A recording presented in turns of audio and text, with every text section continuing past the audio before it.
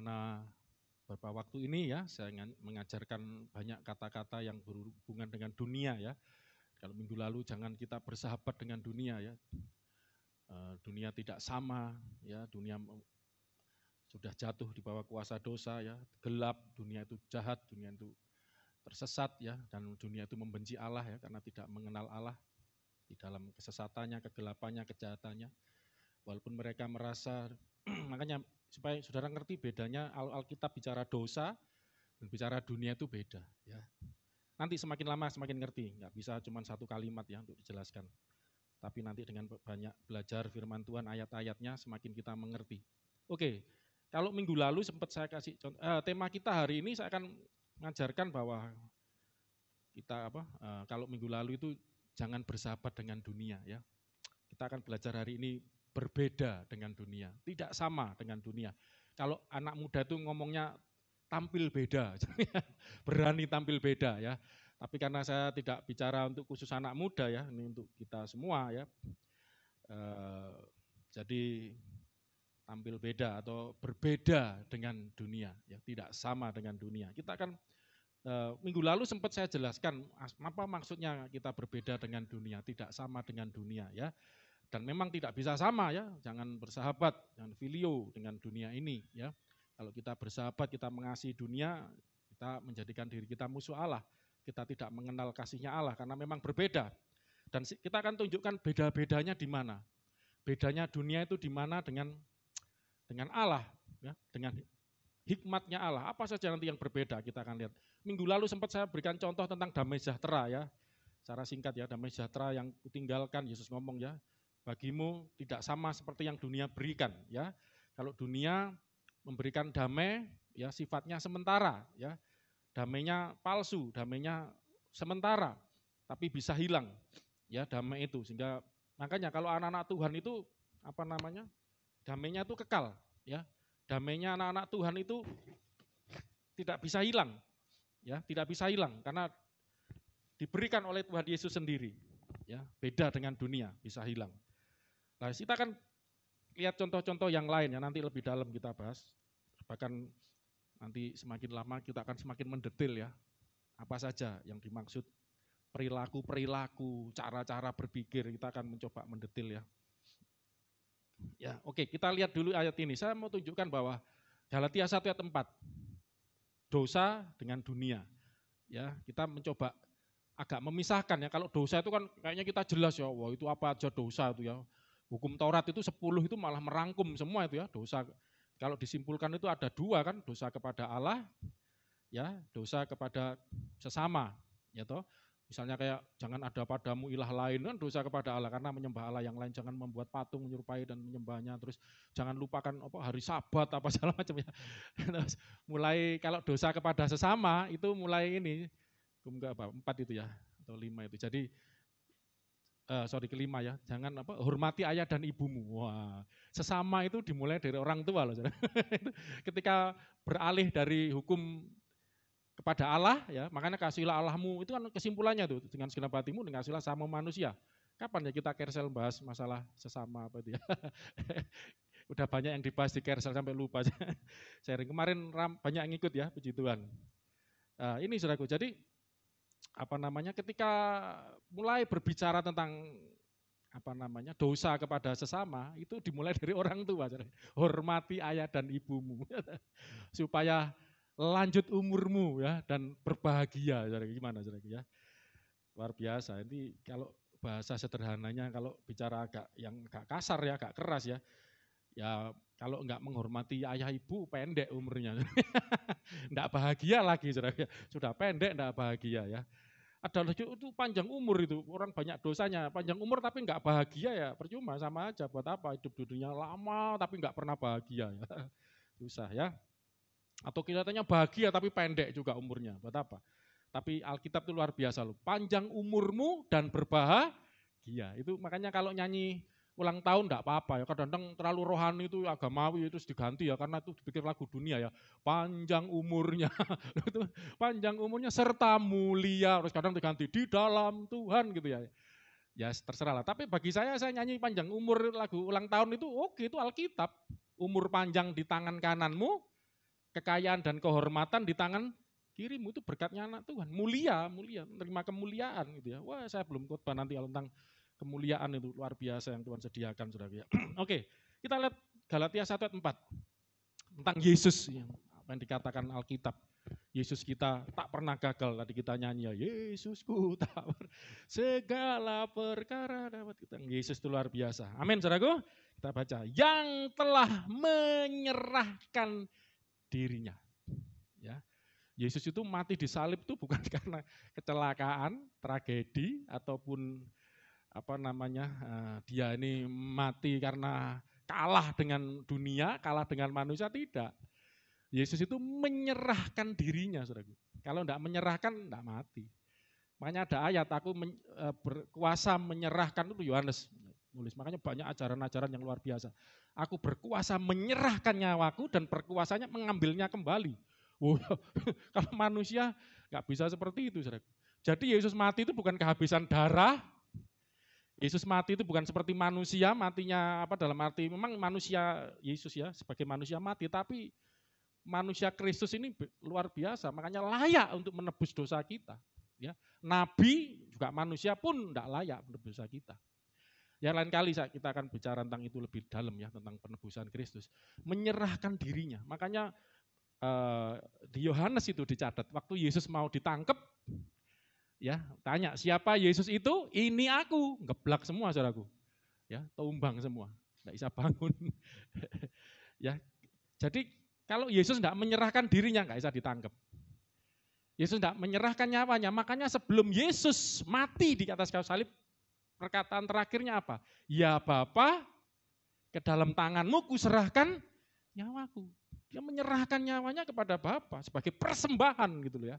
Wah nanti jadi bicara tentang ini kayak Paskah. Tapi ini udah ini sampai sini aja. Nanti saya kebablasan terus. Yang telah menyerahkan dirinya karena apa, saudaraku?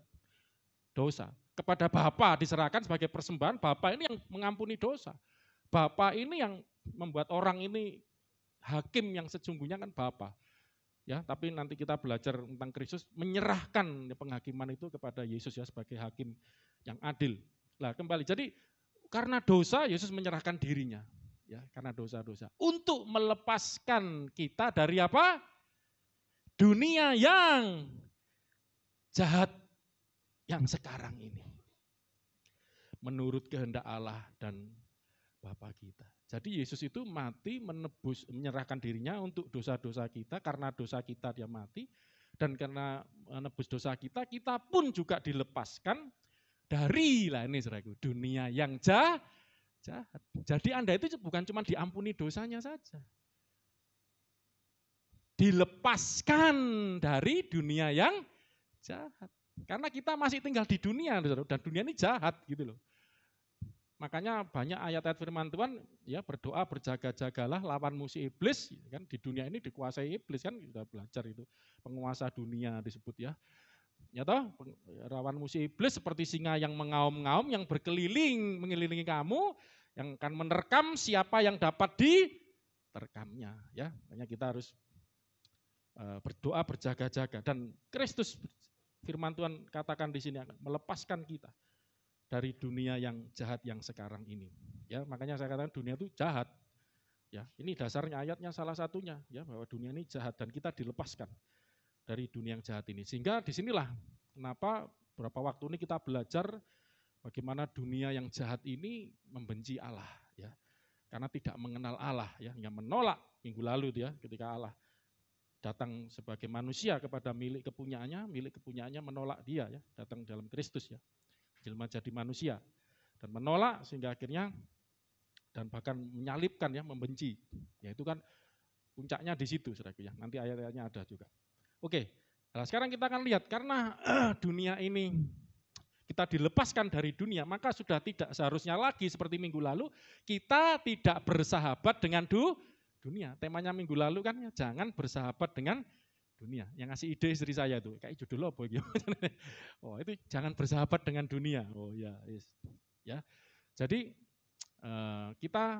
saya rencananya tidak mengasihi dunia gitu ya. Wopo, jangan bersahabat biar ya wis. Jadi itu saudaraku ya, karena kita dilepaskan dari dunia yang jahat dan dunia jahat ini membenci Allah, memusuhi Allah. Ya makanya kalau minggu lalu kita belajar kalau kamu bersahabat dengan dunia ini maka kamu akan menjadikan dirimu musuh Allah ya. Dan kita sudah dilepaskan dari dunia dan kita akan belajar hari ini saudara enggak akan bisa sebetulnya ya, ini sebetulnya hukumnya ya. Sesungguhnya Anda sebetulnya enggak akan bisa berjalan bersama-sama dunia seharusnya. Kalau bisa ini masalah gitu loh. Harusnya Anda enggak akan kompromi dengan dunia, Anda berbeda dengan dunia. Minggu lalu saya khotbah, ya, engkau bukan berasal dari dunia ini, gitu loh. Ya saya sempat lihat rekamannya, tak lihat lagi. Oh ya, ini perlu penjelasan ini, saudaraku. Bagaimana kok dikatakan kita ini bukan berasal dari dunia ini, tapi berasal dari siapa? Allah. Bagaimana bisa? Gitu loh ya. Lah ini karena ada hubungan, minggu lalu sudah saya jelasin ya, itu sudah benar. Tapi ini tambahan, gitu, saudaraku ya. Kenapa makanya di kekristenan itu ada konsep kelahiran kembali, saudaraku. Ya, beda dengan agama lain yang kelahiran kembali itu apa namanya itu? Reinkarnasi. Ya, beda reinkarnasinya itu kan jadi orang ini kalau mati ya, terus nanti lahir lagi, kalau dia sekarang ini apa namanya? Baik, nanti lahirnya jadi orang kaya. Ya, itu nanti lahirnya jadi apa, jadi raja, jadi apa. Tapi kalau jahat nanti lahir jadi kambing, lahir lagi ya. Lahir lagi ya bukan itu ya, kita reinkarnasi lagi ya. Kita lahir kembali bukan itu ya. Karena yang dilahirkan kembali itu bukan manusianya lagi, tapi kita sudah belajar yang dilahirkan kembali adalah roh kita ya, manusia rohani kita. Yang makanya kita belajar hari tema kita tahun ini kan menjadi manusia rohani gitu ya. Tahun depan manusia sempurna ya. Ini jadi belajar manusia rohani dulu. Nah kita dilahirkan kembali. Jadi waktu kita, jadi gini, saya sudah pernah ngajarkan kan, manusia itu perlu dilahirkan 2 kali. Katakan lahir 2 kali, 1, 2, 3, lahir 2 kali. Kalau Anda lahir 2 kali, Anda akan mati cukup sekali. Katakan lahir 2 kali, mati sekali, 1, 2, 3, matinya.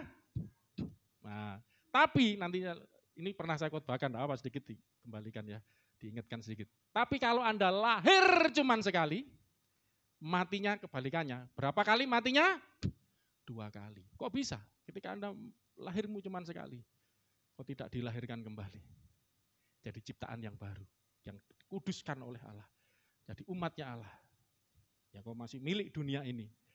Matimu 2 kali. Pertama, kok bisa 2 kali? Yang pertama mati secara jasmani, fisik. Manusianya mati. Yang kedua, mati rohani, kekal. Rohmu mati kekal. Yaitu dalam penghakiman terakhir itu. Makanya orang Kristen, anak-anak Tuhan harus ngerti ini. Anda Kristen bukan karena KTP-mu ditulis agama Kristen. Engkau Kristen karena engkau anggota gereja, bukan karena itu. Engkau Kristen karena orang tuamu, nenek moyangmu Kristen, bukan itu. Engkau Kristen karena engkau menikah secara Kristen dengan pasangan Kristen, akhirnya jadi Kristen, bukan karena itu. Tetapi orang Kristen yang sejati, pengikut Kristus. Kristen artinya pengikut Kristus. Hidup mengikuti Kristus. Apa yang diajarkan Kristus, hidupnya Kristus. Dan Yesus berkata, kalau kamu tidak dilahirkan kembali, Yohanes 3, maka kamu tidak akan dapat melihat kerajaan Allah. Harus dilahirkan kembali. Tapi bukan reinkarnasi. Ya, lain loh ya. Itu ajaran agama lain. Tapi kita dilahirkan kembali. Apa yang dilahirkan daging adalah daging. Apa yang dilahirkan roh adalah roh. Ya, secara daging kita sudah dilahirkan melalui orang tua biologis kita. Tapi secara roh Anda harus dilahirkan. Daging melahirkan daging, roh melahirkan roh. Ya, supaya roh kita dilahirkan, Roh Kudus yang akan melahirkan kita. Itu saudaraku, dilahirkan secara roh. Itu yang disebut kelahiran kembali saudaraku ya. Nah, dari situlah apa saudaraku, ketika kita sudah dilahirkan kembali, makanya kita dikatakan berasal dari Allah. Kelahiran kembali itu di dalam Yohanes 1 ayat 12 dan 13, terutama 13 ya, dilahirkan bukan dari darah dan daging, bukan dilahirkan oleh keinginan laki-laki, ya, keinginan biologis, secara biologis, tetapi dilahirkan dari, gitu aja, dari siapa? Allah. Yohanes 1 ayat 13, gitu ya. Nah itulah kenapa kita dikatakan kita berasal dari Allah, anak-anakku, ya. Kok itu apa yang bilang Rasul Yohanes ya, bukan dari dunia ini. Makanya dunia membenci kamu. Ya, engkau berasal dari Allah. Amin, saudaraku. Kita berasal dari mana? Dari Allah. Kok bisa tadi? Kenapa? Karena kita telah dilahirkan oleh Allah secara rohani gitu loh. Secara rohani. Kok enggak terasa, Pak? Ya, saudara mau ngerasakan apa? Ya, waktu bayi, saudara kalau tanya, bayi waktu lahir itu ditanya, kerasa enggak bayinya? Yang kerasa orang tuanya, waduh sakit perutnya. Waktu bayi lahir, enggak tahu rasanya. Tiba-tiba sudah jadi bayi, gede gitu aja. Ya toh? Lah kita juga gitu, mungkin kerasa kok enggak. Ya, tapi memang gini, saudara, ada pengalaman-pengalaman rohani ya, yang dialami beberapa orang. Saya pun ketika dilahirkan kembali ngalami. Ya macam-macam lah. Saya juga pernah doakan orang ketemu sinar gitu ya. Saya juga gitu. Tapi enggak selalu harus ketemu sinar. Tiap orang beda. Mas Pri ini waktu saya doakan, ya dulu dia kan dari seberang. Wah, saya ingat dia kan belajar ilmu mistik, saudaraku. Wah, ilmu gaib dia. Wah, dia berguru ya. Bergurunya malah ke saudara saya. Saya memang keluarga saya dukun banyak orang sakti-sakti ya. Muridnya saudara saya ya. Ilmu-ilmu juga. Waduh. Satu kali ketika ikut ya, saya nginjili. Dia suka, waduh, enggak tahu cari-cari apa gitu. Dulu ya saya tinggal. Terus waktu menginjili, terima Yesus, saya doakan, saudaraku. Nah saya tuh cuman gini, ini makanya terasa enggak, terasa itu relatif ya. Saya waktu berdoa tiba-tiba blank ya. Saya sudah biasa menginjili, mendoakan setelah orang terima Yesus itu. Waktu saya ajak doa terima Yesus, itu kok tengah-tengah blank. Blank apa itu? Pikiran saya agak terganggu, kosong. Bukan terganggu gila. Pedot ya doa saya tengah-tengah kayak bingung mau doa apa. Terus saya tetap terus saya teruskan doa saya. Ternyata lah ini Mas Pri cerita waktu itu. Waktu didoakan tadi. Loh saya enggak terasa apa-apa, cuman blank gitu aja. Seperti ya itu apa gitu perewangannya ya. Oh, tahu perewangan itu yang diikuti Mas Pri. Oh, apanya jinnya itu mungkin ilmunya yang itu kayak Mbak istrinya aja enggak ngerti ya. Sudah kenal sudah anak Tuhan misalnya ya. Itu waktu masih umbelen dulu ya, waktu ikut awal-awal itu dulu. Ya pertama saya menginjili. Orang yang saya baptis pertama kali ya Mas Pri ini ya, sama satunya sudah meninggal itu. Ya suaminya Ibu Stella yang dari Batam ya, sering dengerin kita juga, ikut Kersel kadang-kadang juga. Itu, nah Mas Pri juga gitu ya, waktu itu dia cerita, waktu didoakan seperti dia ini mau menolak ya. Setannya datang, setannya ngomong jangan, pokoknya ya kita nyebutnya sekarang setan ya. Kalau dulu dia mungkin nyebutnya itu ilmunya lah apa. Oh pokoknya nyebutin wis lali kabeh. Udah berapa tahun lalu misalnya udah lama itu ya. Apa jinnya atau apanya perewangannya ini berusaha menghalangi ya. Tapi akhirnya dia enggak, aku mau terima Yesus itu di dalam roh ya, di dalam hati, dalam batin ya. Akhirnya makanya lepas lagi doanya ya. Masuk akhirnya dia terima Yesus gitu ya. Jadi apa saudaraku, memang tiap orang berbeda-beda pengalaman ketika dilahirkan kembali ya. Nanti cobalah, makanya kan sekarang zaman ini modern ini, coba buat kesaksian ya di YouTube, enggak apa-apa masukkan ke channel kita. Saya sudah berkali-kali ngomong ya, mungkin waktunya yang belum sempat ya. Buat ya. Tapi tak lihat kalau TikTok kan kok banyak waktu saudaraku ya. Apalagi Mbak Sri ini foto India, matanya kero lagi gini. Matanya tengah, sempat pakai dandannya aja berapa jam itu. Buat kesaksian gitu loh, itu ya enggak apa-apa lah, tapi ini loh ya, wah saksian saya dulu kan mualaf ya. Terus sampai gimana bisa melepaskan kerudungnya lagi kembali ke Yesus. Itu kan bisa jadi berkat gitu loh ya. Ya jadi dilahirkan kembali oleh Allah secara rohani, akhirnya kita karena orang lahir kembali kan perlu kewarganegaraan. Orang tuanya siapa gitu loh. Orang kalau lahir kan berarti punya orang tua, enggak ada tiba-tiba lahir dari batu, muncul dari tanah, wah itulah khayal itu.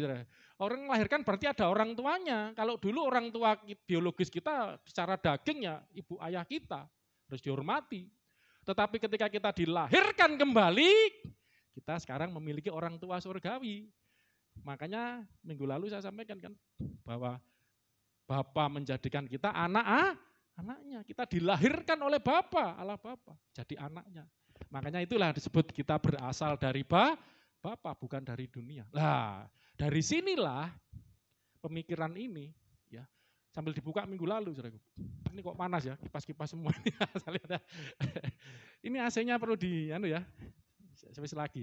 Coba ganti temannya Mas Yuga aja loh, ya. Ini yang lama ini yang lama biarlah berlalu, yang baru sudah datang. Mas Yogi punya teman pinter juga katanya. Ya.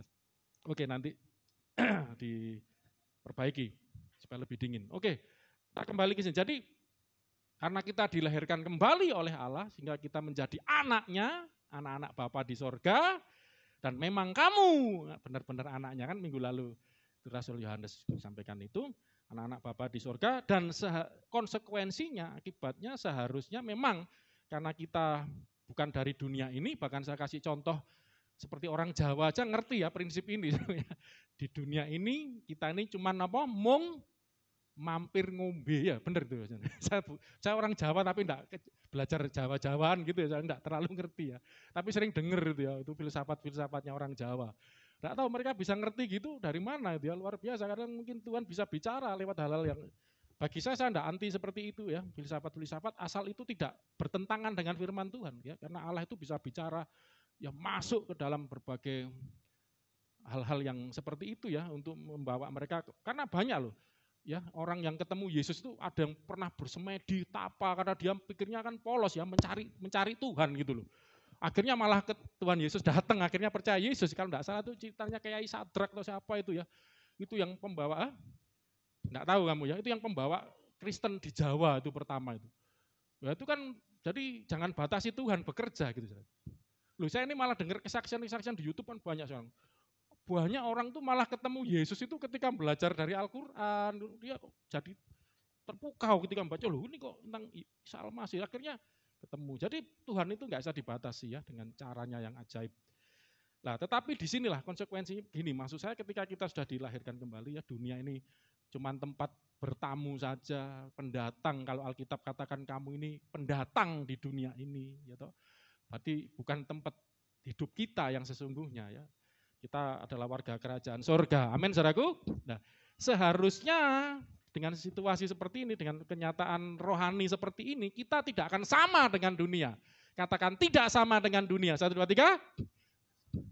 Berbeda dengan dunia. 1, 2, 3. Berbeda dengan dunia. Ini supaya Anda renungkan. Kalau Anda masih sama dengan dunia ini, tak pernah sama seperti apalagi gitu.